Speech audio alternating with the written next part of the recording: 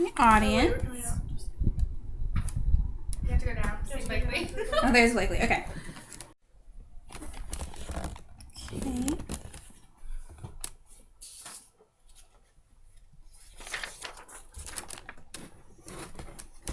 Okay. So I'm doing my presentation analysis speech over John F. Kennedy's inaugural speech. So here it is. John F. Kennedy's inaugural speech was on January 20th on 1960, and it impacted our great nation, and his words contained to thrive in American politics. In his speech, John F. Kennedy not only addresses the fact of his promises that he has promoted during his campaign, what he's going to do for our country, and how he's going to change and all this stuff. He mainly focuses on making an emotional and personal connection with his audience, the American citizens, to call on them to know how they're going to change our society, how they're going to change America, how they're going to better it together. Not just of what our president, our government can do for us, of what the American citizens can do for our own nation. He looks forward to the future, but he also wants to take a step back and kind of go back in history and look back at history and to know what we can change in the future of what history has already played out. He says in his speech that he knows that the world is different than the time since our forefathers, but we dare not forget that today that we are the heirs of that first revolution. So he wants us to kind of take a step back and go back and just go back to our roots, go back to our grounds, and to kind of go back to what America once was and not of what it's changing to become.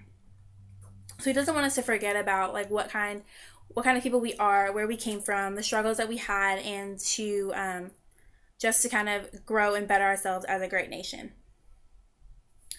One of the most powerful quotes that he has in his speech was, "My fellow citizens of the world, ask not what America will do for you, but together we can do for the freedom of man."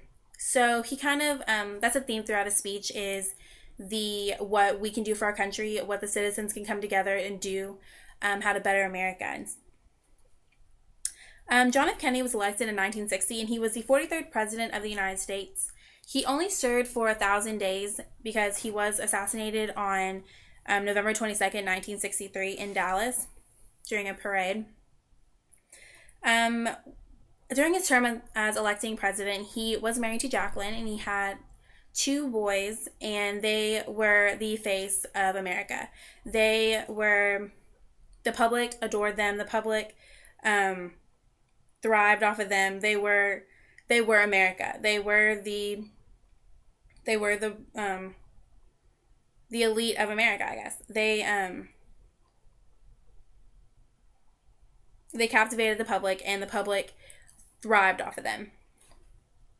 Whenever Kennedy was elected, he battled the issues of civil rights and also battled the foreign policy issues that we were having at the time. So he was kind of elected to a time of turmoil. But whenever he was elected, he didn't want to solely focus on all those aspects of what was going on in the world. He also wanted to call on us as Americans, as citizens, to better our America, not just through him, but through ourselves in general. And then he was assassinated on November 22nd in Dallas, Texas. John F. Kennedy's inauguration speech was not an address of the nation that he would do to aid our country, but what we could do for our country. So that's what mainly his speech was about, and that's how it kind of bettered the social conditions of our country.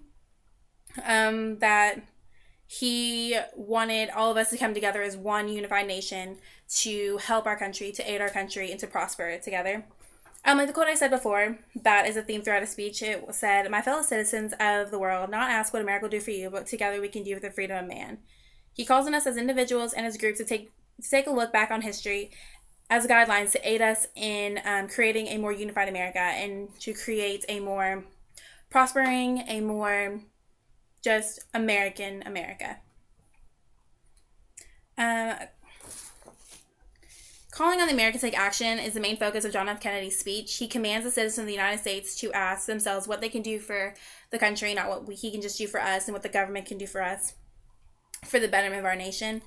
And and how the people can create change and how people can create um, more a more stable nation that we can become.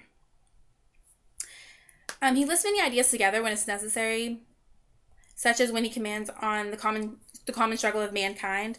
So he does understand that we as a nation are not perfect, and we as a nation need to better ourselves. So he kind of just lists these in his speech, such as tyranny, poverty, disease, and war itself, to what our nation is fighting and going through.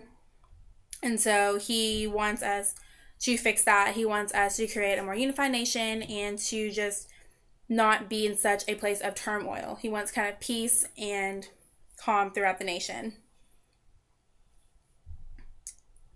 Kennedy concludes his speech with, "Finally, you are citizens of America, or citizens of the world. Ask of the same high standards of strength and the sacrifice which we speak of you." He had known the great impact of his speech, and that how this speech would impact the world, and not only us, but impact the world as a whole, but especially American people. After his speech, most Americans highly approved of Kennedy, and they followed him, they believed in him, and they loved the way that he addressed the United States of America as a whole to help and to aid in the bettering of our country.